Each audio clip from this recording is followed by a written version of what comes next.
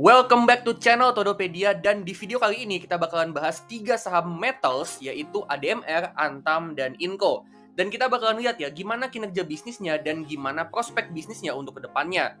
Nah, sebelum itu jangan lupa cek channel page Todopedia karena banyak banget konten yang menarik buat kalian. Dan jangan lupa juga subscribe dan tekan lonceng supaya kalian terus up to date sama channel ini. Dan kalian juga bisa cek ya produk yang gue tag di kiri bawah, siapa tahu itu berguna buat kalian. Oke, langsung aja kita mulai.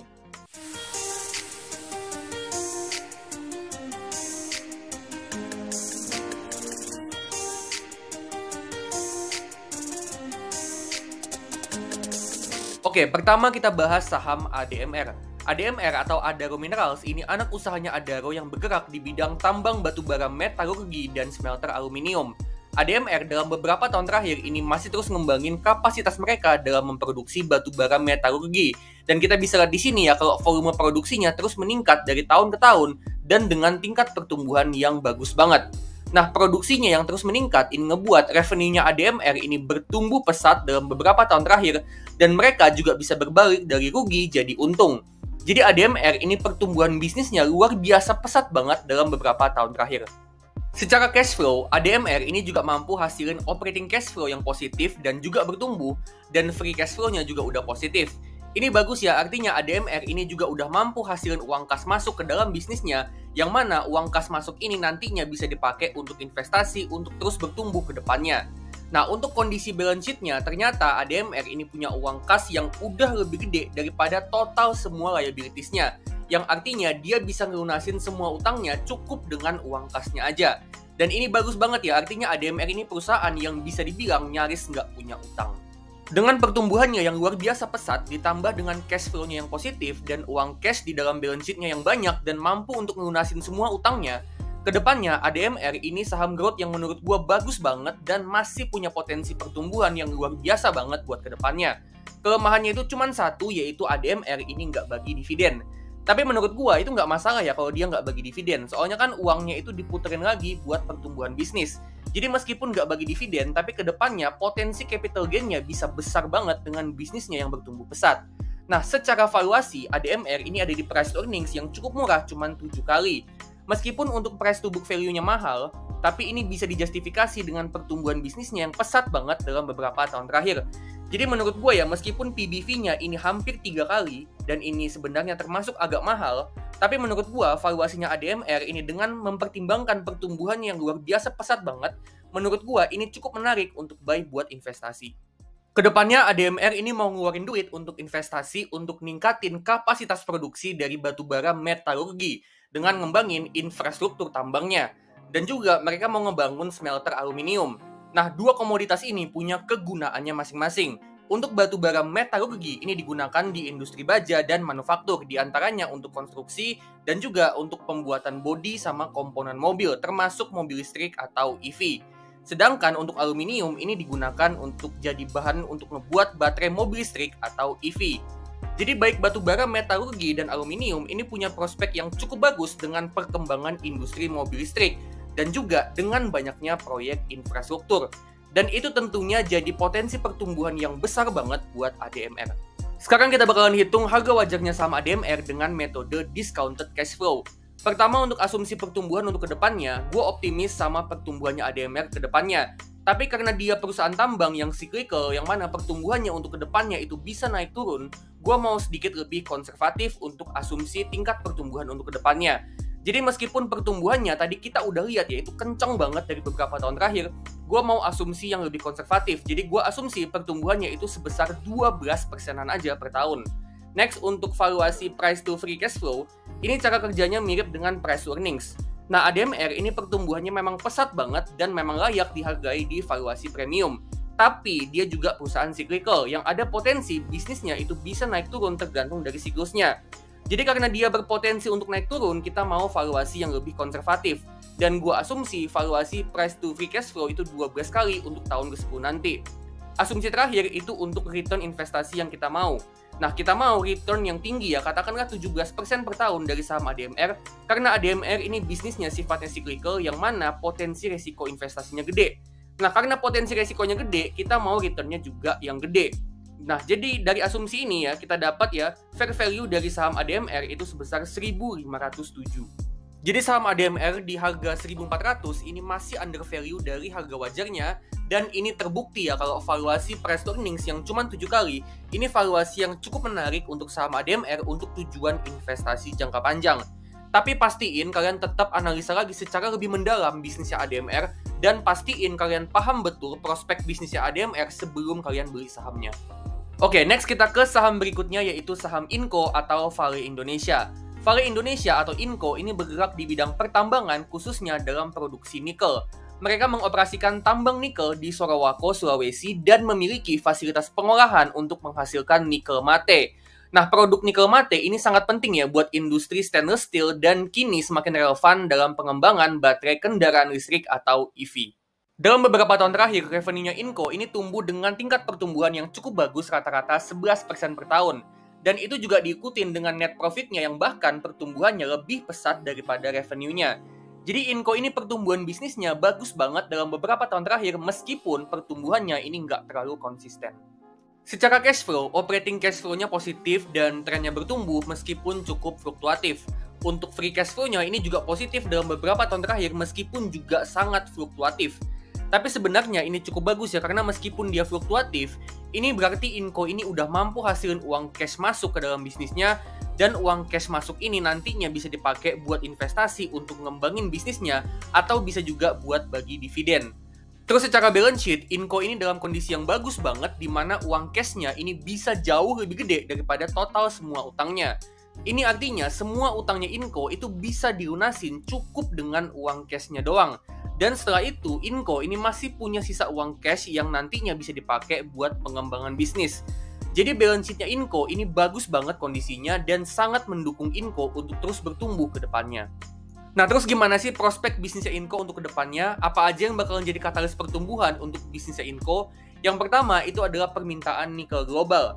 Permintaan nikel di pasar global ini terus meningkat, terutama dari sektor stainless steel dan kendaraan listrik atau EV. Dengan tren yang lagi transisi menuju energi bersih, nikel ini jadi bahan baku yang sangat dicari. Ini tentu berdampak positif pada harga nikel dan tentu aja itu bisa berdampak positif ke kinerja bisnisnya Inco. Katalis yang kedua yaitu proyek hilirisasi. Pemerintah Indonesia ini mendorong hilirisasi industri mineral termasuk nikel. Nah, Inco ini terus investasi dalam pengembangan fasilitas smelter untuk meningkatkan nilai tambah dari nikel.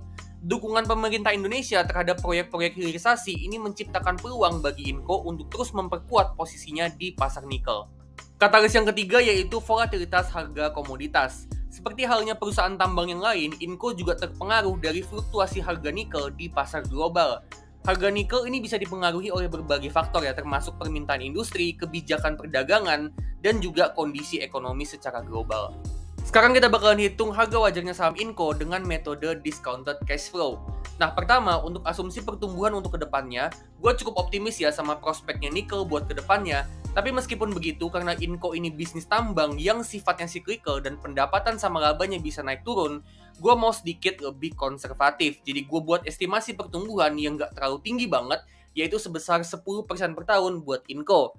Next, untuk valuasi price to free cash flow di tahun ke-10 nanti, kita asumsiin itu ada di 12 kali. Dengan pertimbangan kalau di satu sisi, potensi pertumbuhannya Inco ini bagus, tapi di sisi lain, Inco ini sebagai perusahaan tambang, bisnisnya ini sifatnya cyclical dan labanya bisa naik turun. Jadi kita mau pakai valuasi yang sedikit lebih konservatif. Nah, untuk itulah kita pakai estimasi valuasi yang nggak terlalu tinggi, yaitu 12 kali. Nah, terakhir, untuk return investasi sebagai perusahaan cyclical yang potensi resiko investasinya cukup tinggi, kita mau return investasi yang tinggi juga, dan kita mau 16% per tahun return investasi dari saham Inco. Nah, dari asumsi ini, dari estimasi ini, kita dapat ya harga wajarnya saham Inco itu ada di 2.862. Jadi saham Inco di harga 4 ribuan ini ternyata udah terlalu overvalue dan masih jauh banget di atas harga wajarnya. So, menurut gue ya, Inco ini belum menarik untuk investasi jangka panjang.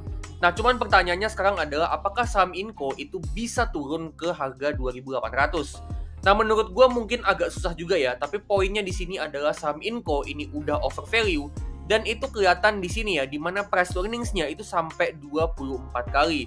Dan ini valuasi yang menurut gua terlalu mahal untuk perusahaan komoditas yang sifatnya cyclical kayak Inco. Nah, cara lain untuk nunggu saham Inco ke valuasi wajarnya, itu sebenarnya nggak harus nunggu dia turun ke 2.800 karena itu mungkin agak sulit dan agak lama. Nah, cara lain itu caranya adalah kita bisa nunggu Inco untuk turun ke valuasi wajarnya. Yang mana menurut gue ya, valuasi wajar untuk emiten nikel itu ada di kisaran 10-13 kali price to earnings. Jadi kita bisa tunggu ya Inco ini nanti labanya naik dan ngebuat price to earnings-nya itu turun ke kisaran 10-13 kali price to earnings. Next kita ke saham Antam. Jadi Antam ini adalah perusahaan tambang yang memiliki model bisnis diversifikasi komoditas. Mereka ini nggak cuma ngandelin satu sumber pendapatan, tapi Antam ini punya portofolio komoditas yang mencakup beberapa komoditas utama, yaitu emas, ada nikel, bauksit, perak, dan beberapa mineral lainnya. Nah, dalam beberapa tahun terakhir, revenue-nya Antam ini dalam tren yang bertumbuh dan dengan tingkat pertumbuhan yang cukup bagus, rata-rata 10% per tahun, meskipun ada naik turunnya. Itu juga diikutin sama laba bersihnya yang trennya juga terus bertumbuh dan dengan tingkat pertumbuhan yang lebih pesat daripada revenue-nya dengan rata-rata 28% per tahun, meskipun sama juga ya ada naik turunnya. Nah, tapi overall menurut gua ini tren pertumbuhan yang bagus untuk Antam. Next untuk cash flow, operating cash flow-nya Antam ini udah positif dari beberapa tahun terakhir dan ini bagus ya, artinya Antam ini bisa hasilin uang kas masuk dari operasional bisnisnya. Sedangkan untuk free cash flow ini masih ada beberapa kali negatif termasuk di tahun ini dan ini pertanda yang kurang bagus. Jadi di sini ya makin kelihatan jelas ya kalau bisnisnya Antam ini bisnis yang sifatnya cyclical dan bisa naik turun tergantung dari harga komoditas. Dimana itu juga tentu ngebuat ya cash flow yang masuk juga bisa naik turun dari tahun ke tahun. Tapi harapannya ke depannya ya Antam ini bisa ngejaga supaya free cash flow-nya bisa tetap positif karena free cash flow ini bisa jadi penentu berapa banyak dividen yang bakalan dibagiin ke investornya. Dari segi balance sheet, Antam ini ternyata punya current asset atau aset lancar yang udah lebih gede daripada semua utangnya. Ini bagus banget ya, artinya aset lancarnya doang itu udah bisa ngelunasin semua utangnya. Jadi bisa dibilang Antam ini mampu untuk ngelunasin semua utangnya dengan mudah dan cepat dan setelah itu dia masih punya sisa aset lancar yang bisa segera dikonversi jadi cash untuk kemudian dipakai buat investasi untuk pengembangan bisnis. Jadi balance sheet-nya Antam ini cukup mendukung dia untuk terus ngembangin bisnisnya. Nah, bicara soal ngembangin bisnis, gimana sih prospek bisnisnya Antam untuk kedepannya? Apa aja yang bakalan jadi katalis pertumbuhan untuk bisnisnya Antam? Yang pertama itu adalah permintaan nikel untuk kendaraan listrik. Nah, nikel ini adalah komponen penting dalam baterai kendaraan listrik atau EV. Dan dengan pertumbuhan industri EV secara global, permintaan nikel ini diperkirakan akan terus meningkat. Nah, Indonesia ini memiliki cadangan nikel terbesar di dunia dan Antam sebagai salah satu pemain besar memiliki posisi strategis untuk memenuhi kebutuhan ini. Terus yang kedua itu harga emas yang cukup stabil dan trennya cenderung naik. Nah, emas ini kan sering dianggap sebagai aset yang aman atau safe haven, terutama saat ekonomi global ini bergejolak atau ketika inflasi meningkat. Nah, dengan adanya portofolio emas di dalam bisnisnya, Antam ini bisa terus meraup keuntungan terutama jika tren harga emas terus naik atau tetap stabil. Jadi dengan adanya emas, ini bisa menstabilisasi kinerja dari Antam untuk kedepannya. Dan yang ketiga yaitu proyek hilirisasi. Antam ini aktif berpartisipasi dalam proyek hilirisasi termasuk kerjasama dengan perusahaan internasional untuk ngebangun pabrik pemurnian nikel atau smelter nikel. Yang terbaru, Antam ini baru aja akuisisi 30% saham perusahaan smelter milik Singsan Group. Nah, proyek dan akuisisi ini bisa ningkatin nilai ekonomis dari komoditasnya Antam dan itu bisa ningkatin profitabilitasnya Antam sekaligus memperluas diversifikasi produk. Itu ditambah dengan inisiatif pemerintah Indonesia yang mau menggalakkan hilirisasi mineral, itu tentu bisa jadi katalis pertumbuhan untuk bisnisnya Antam. Nah, terakhir kita hitung harga wajarnya Antam dengan metode discounted cash flow. Nah, pertama, untuk asumsi pertumbuhan, sama kayak Inco tadi, gue cukup optimis ya sama masa depannya nikel dan hilirisasi. Tapi karena Antam ini bisnisnya cyclical, jadi gue mau pakai estimasi yang sedikit lebih konservatif dengan anggapan kedepannya pendapatan sama labanya masih bisa naik turun. Jadi gue mau lebih konservatif dan gue pakai asumsi pertumbuhan itu 8% per tahun. Terus untuk estimasi valuasi price to free cash flow di tahun ke-10 nanti, karena Antam ini bisnisnya cyclical yang pendapatan sama labanya bisa naik turun, gue juga mau pakai estimasi yang agak lebih konservatif dan nggak mau terlalu tinggi banget, dan gue pakai angka 10 kali. Terakhir, untuk return investasi, kita mau return yang gede dari Antam sebagai bisnis komoditas yang cyclical dan potensi resikonya tinggi.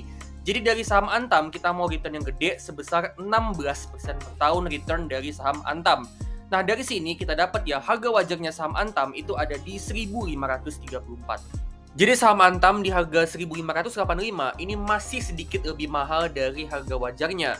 Dan itu artinya kalau untuk investasi jangka panjang, saham Antam di harga sekarang ini masih belum menarik. Menurut gua, bagusnya saham Antam itu dibeli di harga 1.400-an atau di bawahnya.